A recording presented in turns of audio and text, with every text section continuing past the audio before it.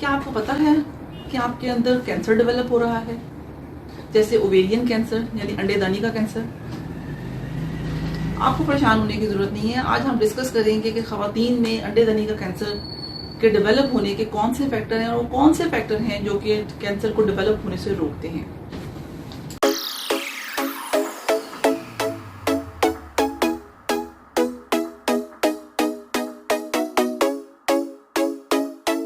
So one of the most important factor for the development of the ovarian cancer is hereditary factor. Hereditary का मतलब क्या है? Hereditary का मतलब यह है कि विरासती, इनहेरिटेंस, यानी अगर माँ को कैंसर है तो बेटी में कैंसर डेवलप होने के चांसेस बहुत ज्यादा हैं। या अगर किसी की खाला को कैंसर है या नानी को कैंसर हुआ था तो आगे से उसकी बेटी को, उसके बेटी के बच्चों को कैंसर डेवलप होने के चांसेस बहुत इंपॉर्टेंट है।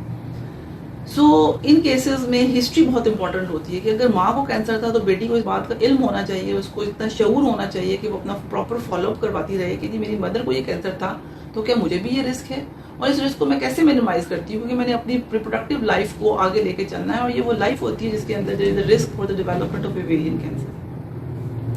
Number 2 reason for the development of ovarian cancer is the use of ovulatory drugs. आजकल इनफर्टिलिटी की ट्रीटमेंट के लिए, ओवुलेशन को इंड्यूस करने के लिए, अंडे के साइज को इम्प्रूव करने के लिए कुछ दवाइयाँ इस्तेमाल होती हैं। ये दवाइयाँ जो होती हैं कैंसर का, ओवेरियन कैंसर का बाइस बनती हैं और तकरीबन 10 फोल्ड इंक्रीज करती हैं रिस्क को for the development of ovarian cancer. तो ये तो वो मोटी मोटी वजूहात हैं, वो फैक्टर्स हैं विच increases the risk of ovarian cancer. But one of the important factor, positive factor which decreases the risk of ovarian cancer is the use of a contraceptive, oral contraceptive पिल। जो हमारी खवातीन हमल को रोकने के लिए जो ओरल कॉन्ट्रासेप्टिव पिल्स यूज करती हैं, combined oral contraceptive pill, the decreases the risk of ovarian cancer.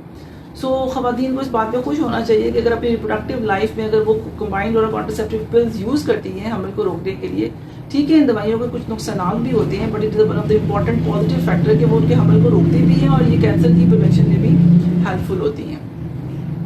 अब फिर खवातीन को हर बात में परेशान नहीं होना चाहिए, उनको ये देखना चाहिए कि हर किस्म के जो अंडेदानी के अंदर जो एक रसौली बनती है, जो कोई सिस्ट बनती है, that is not a malignant cyst.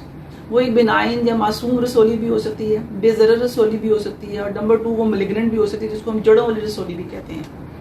सो इन दोनों कंडीशन में what is important thing? The important thing is कि खवातीन को चाहिए कि वो डॉक्टर के पास जाएं, अपनी गायनोकोलॉजिस्ट के पास जाएं, ठीक है, और उसका प्रॉपर फॉलोअप करवाएं।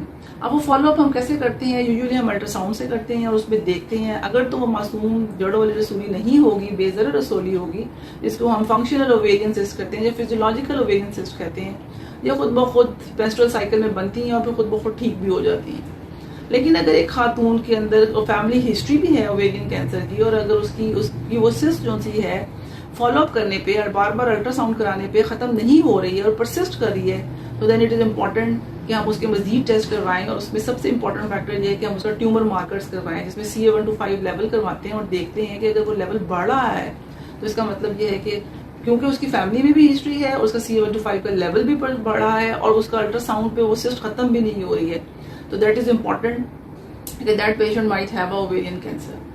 पेशेंट्स को चाहिए, खवातीन को चाहिए, जब उनकी इस तरह की हिस्ट्री हो वो फॉलोअप के लिए प्रॉपरली जाएं, ताकि प्रॉपरली फॉलोअप कराएं, ताकि ट्यूमर की डायग्नोसिस जो सी है वो अर्ली स्टेजेस पे हो जाए। क्योंकि जो ट्यूमर अर्ली स्टेज पर डायग्नोसिस होती है उसका सर्वाइवल रेट, उसका क्योर रेट जो है वो 90 to 100% है एज कम्पेयर टू द, क्योंकि ओवेरियन ट्यूमर के बहुत सारे सिम्टम्स नहीं होते हैं, उनके सिम्टम्स एडवांस स्टेजेस में होते हैं। जो ट्यूमर जो है बच्चेदानी का ट्यूमर पूरी पेल्विस में या पूरे बॉडी के निचले हिस्से में पेट में फैल चुका होता है। सो इन कंडीशन में प्रोग्नोसिस अकॉर्डिंगली पुअर हो जाती है। So it is very important कि खवातीन जो सी हैं अपनी, अगर उनकी पॉजिटिव फैमिली हिस्ट्री है ट्यूमर की, ओवेरियन ट्यूमर की, अंडेदानी के ट्यूमर की हिस्ट्री है, उनको चाहिए कि हर साल अपना चेकअप करवाएं, अपने गायनोकोलॉजिस्ट को चेक करवाएं, अल्ट्रासाउंड करवाएं, and if required go for the tumour marker so that appropriate diagnosis उनकी हो सके और फिर अप्रोप्रिएट ट्रीटमेंट उनकी की जा सके। क्योंकि diagnosis prevention is more important rather than treatment of the tumour. क्योंकि ट्रीटमेंट जो सी है जिसमें सर्जरी है, कीमोथेरेपी है, रेडियोथेरेपी है, ये बहुत ही पेनफुल इलाज है, बहुत ही डिफिकल्ट इलाज है, इनकी कॉस्ट भी ज़्यादा है और फिर अगर ट्यूमर एक दफ़ा बन गया है स्पेशली एडवांस स्टेजेस में तो उनकी प्रोग्नोसिस उनमें बहुत पुअर होती है, 5 ईयर सर्वाइवल रेट उनका कम होता है। सो इट इज़ बेटर कि हम चीज़ों को प्रिवेंट करें, हम बीमारियों को प्रिवेंट करें। अगर हम प्रॉपर हिस्ट्री लेके उन पेशेंट्स को गाइड कर दें, उनमें अवेयरनेस फैलाएं कि खवातीन अपना हर साल अपना बाकायदा मुआयना करवाएं, अल्ट्रासाउंड करवाएं, बच्चेदानी के मुंह के आगे से प्रॉपर टेस्ट करवाएं, जैसे सर्वाइकल कैंसर के लिए अगर वो पैप स्मीयर करवा लें, जैसे हम बच्चेदानी के मुंह के आगे छोटा सा टेस्ट होता है जो कि बहुत ही आसान है और उसकी कॉस्ट भी कम है, वो करवा ले तो ट्यूमर्स को हम बनने से पहले ही डायग्नोज कर सकते हैं।